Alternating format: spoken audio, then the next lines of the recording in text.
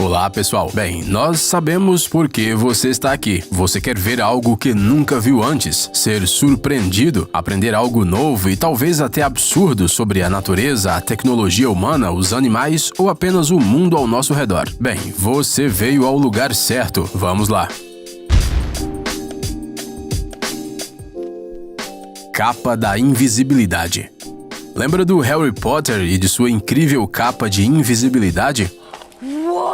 Com certeza todo mundo sonhou pelo menos uma vez na vida em ter algo assim, e chegou até a fazer planos de como tiraria proveito desse dispositivo mágico. Infelizmente, a magia no mundo não é muito boa, mas a ciência é bastante desenvolvida. Uma ciência capaz de criar uma capa invisível. A Hyper Stealth desenvolveu um material transparente especial que permite ocultar os objetos detrás dele dos olhos alheios. Vale a pena lembrar que esta empresa é especializada na criação de camuflagens e que esta nova tecnologia foi inventada para uso militar. O princípio do trabalho do material é baseado na lei de refração e nas peculiaridades da tecnologia das lentes lenticulares. Isso quer dizer que o material refrata a luz para que apenas objetos muito próximos ou muito distantes possam ser vistos. Então, se você estiver a uma certa distância, é como se você desaparecesse. Camuflagem para novos veículos. Antes que os novos carros sejam colocados à venda, eles são testados minuciosamente. Geralmente isso é feito em algum circuito fechado ou até mesmo em condições de laboratório, longe dos olhares indiscretos para que ninguém veja o novo produto antes da hora. Caso contrário, podem haver spoilers importunos. Imagine que você construiu um carro novo e que ele teve problemas durante os testes e todos ficaram sabendo.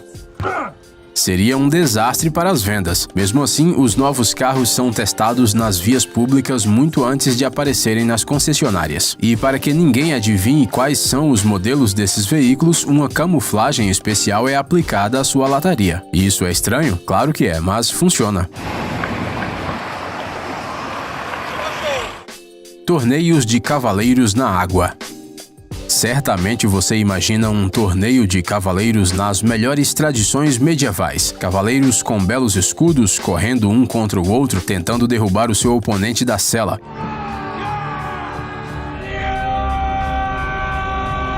É cruel, mas fazer o quê? Poucos sabiam ler naquela época, por isso precisavam se divertir de alguma maneira acessível. Mas você já viu um torneio desses na água? Não pense que isso é alguma espécie de entretenimento moderno. Este é um esporte muito antigo, praticado principalmente na França e também na Suíça e na Alemanha. A ideia é bem simples. Os oponentes, armados com lanças e escudos, ficam cada um na polpa de um barco. O barco é propulsado por remadores ou, em alguns casos, um motor é usado. O objetivo é simples, derrubar o adversário na água e não cair junto com ele. As regras mais específicas podem variar de acordo com o país ou a região. A evidência mais antiga desses torneios foi encontrada em antigos baixo-relevos egípcios datados de 2780 a 2380 a.C. É claro que desde então esse esporte incomum passou por algumas mudanças, mas continua sendo bastante popular. E o mais importante, é divertido. Redes de bolhas. Alguns cetáceos usam redes para capturar suas presas. Não redes de pesca roubadas de humanos. Estamos falando das redes de bolhas que são usadas pelas baleias jubarte.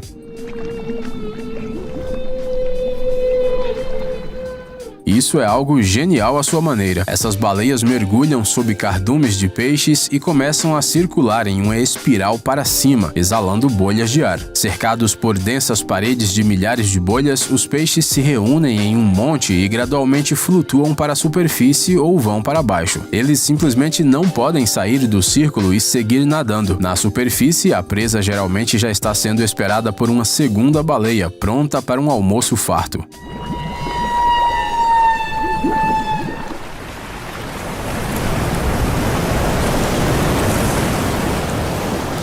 Às vezes, as baleias capturam os peixes do fundo da rede, nadam até lá, abrem a boca e simplesmente engolem as presas junto com as bolhas. Essa incrível maneira de caçar pode ser registrada muito raramente, e portanto essas imagens têm um valor especial. Segundo os cientistas, a coisa mais impressionante sobre a pesca com bolhas é que os animais são ensinados a se comportarem assim. Nem todas as baleias jubarte caçam dessa maneira, e mesmo aquelas que sabem fazê-lo podem usar vários outros métodos, provavelmente dependendo do humor delas.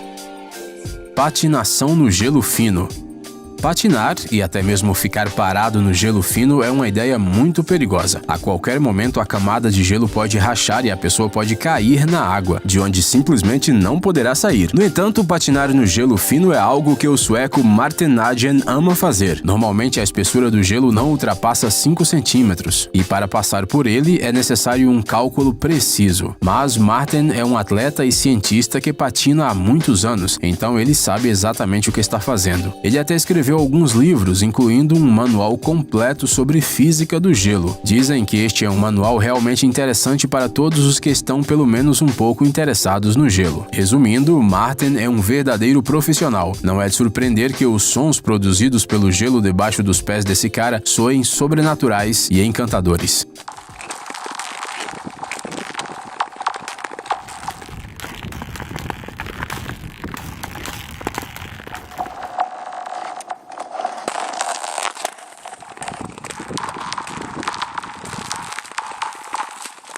É fácil imaginar uma nave espacial por perto. Afinal, uma simples água congelada não poderia cantar assim, não é mesmo? E sim, não recomendamos que nossos espectadores repitam isso. O gelo fino é sempre uma coisa perigosa.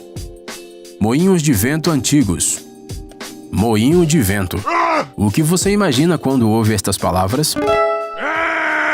Talvez um campo, talvez tulipas ou alguma outra coisa bem clichê, mas a verdade é que os primeiros moinhos de vento do mundo foram inventados na Pérsia por volta do século V d.C. A ideia se espalhou por todo o Oriente Médio e pela Ásia, e só depois chegou à Europa. A maioria dos antigos moinhos foi construída há muito tempo e somente no Irã ainda podemos encontrar um sistema criado no século 7 a 10, que ainda funciona. Esses moinhos estão localizados na cidade de Neshtefan, a 30 km da fronteira com o Afeganistão. Esta região é caracterizada por ventos fortes de até 119 km por hora. Desde os tempos antigos, há aqui cerca de 2 dúzias de moinhos de vento de até 20 metros de altura. Para sua construção foi utilizada madeira em combinação com argila e palha. Pois é, isso não parece particularmente tecnológico, mas naquela época esse era um design excelente. Cada um dos moinhos de vento consiste em 8 câmaras rotativas com pás. Ao girar com a força do vento, as pás movimentam o eixo principal e as vibrações deslocam os grãos. Apesar do vento forte, a energia gerada não seria suficiente nem mesmo para acender a lâmpada mais fraca, mas os criadores desses moinhos não tinham a menor ideia do que era a eletricidade. No entanto, eles sabiam que o grão precisava ser moído e os moinhos resolviam esse problema. Hoje em dia, a condição desses antigos moinhos é monitorada por apenas uma pessoa. Ele se chama Mohammad Etebari. No entanto, ele já está velho e não encontrou um sucessor. Isso ocorre porque esse tipo de moinho não é eficaz o suficiente para o mundo moderno. Então é provável que esses dispositivos antigos parem de funcionar para sempre muito em breve.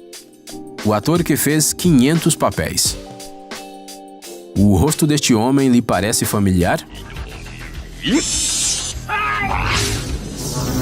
Você está se esforçando, mas ainda não consegue se lembrar onde o viu antes? Vocês com certeza já ouviram essa voz. Talvez ele seja um vizinho, um amigo dos seus pais, seu professor da escola. Bem, não é nada disso. Esse é o James Hong, um ator estadunidense de ascendência chinesa, dublador, produtor e diretor. Você já deve tê-lo visto em uma variedade de filmes, séries e desenhos animados, incluindo The Big Bang Theory, Kung Fu Panda, Blade Runner, Jack Chan's Adventures, Mulan, Agentes da S.H.I.E.L.D. e essa está longe de ser uma lista completa. A filmografia filmografia desse ator é mais do que impressionante. Até o momento, ele fez mais de 500 papéis em filmes e séries, incluindo trabalhos de dublagem. E o James Hong continua trabalhando apesar de ter comemorado seu aniversário de 90 anos em fevereiro. Há muito tempo, Hong estudou engenharia civil na Universidade de Minnesota e era engenheiro de estradas. Mas um belo dia, ele percebeu que estava muito mais interessado em atuar e abandonou sua profissão principal. E ele não estava equivocado. Como convém a uma estrela dessa magnitude, Hong e sua esposa vivem atualmente em Hollywood e parecem estar completamente satisfeitos com seu trabalho. Floresta de Pedra. Toda vez que parece impossível descobrir algo novo em nosso planeta, ele ainda é capaz de nos surpreender. Um exemplo impressionante disso é a Floresta de Pedra, ou Singh de Bemaraha, localizada na ilha de Madagascar. Esta reserva natural, localizada na costa oeste do país, foi incluída na lista do Patrimônio Mundial da Unesco em 1990 devido à sua geografia única, aos manguezais preservados e às populações de pássaros e lêmures selvagens. Porém, o que mais atrai a atenção, é claro, são as árvores de pedra. Estas estranhas formações minerais se parecem com dentes de calcário. A propósito, o nome dessa reserva significa um lugar onde você não pode andar descalço. E isso é a mais pura verdade. Você não só não pode andar aqui sem sapatos, como também mal consegue se locomover, só se for na ponta dos pés. As rochas kársticas cinza escuras e as rochas de calcário amarelo que formam a famosa Floresta de Pedra surgiram devido à erosão comum. Mas isso não aconteceu de um dia para o outro, claro. Ao longo dos anos, a água e a chuva ácida corroeram a superfície das formações calcárias até formar essa extraordinária beleza natural. Em alguns lugares, a altura das agulhas de pedra chega a 50 metros. Entre elas crescem espécies raras de árvores, nas quais vivem animais raros e voam pássaros também raros. Dizem que só é possível ver a beleza deste lugar de cima, porque em todo o vasto território da reserva não há um único pedaço de solo plano. É por isso que esta floresta de pedra, inacessível aos seres humanos, ainda mantém sua singularidade. Táxi voador.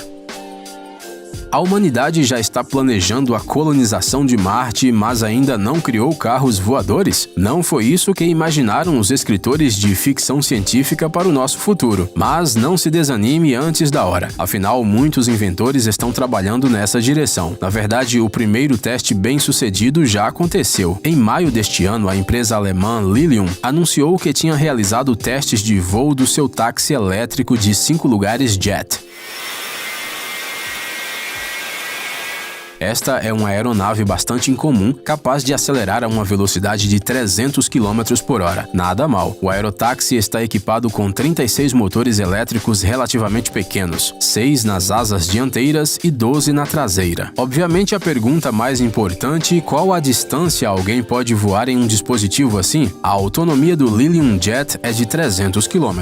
É muito ou pouco? Depende de com que se compara. Esse táxi não é adequado para viagens internacionais, mas as pessoas geralmente não cruzam as fronteiras nem mesmo nos táxis comuns. Então, parece que o Lilium Jet pode ser uma alternativa conveniente a um carro convencional e ser também uma maneira de acabar com os engarrafamentos. A estimativa é que esse carro comece a ser produzido em 2024. Será que pegaremos esses táxis diretamente em nossas varandas? Ei, amigão, você quer conhecer algumas tecnologias novas e uns gadgets legais? Sua mente já está no futuro? Você adora máquinas enormes e não pode imaginar sua vida sem robôs? Então dê uma olhada no Tech Zone e veja um monte de vídeos sobre essas coisas. Ficou interessado? Ótimo! O link está na descrição.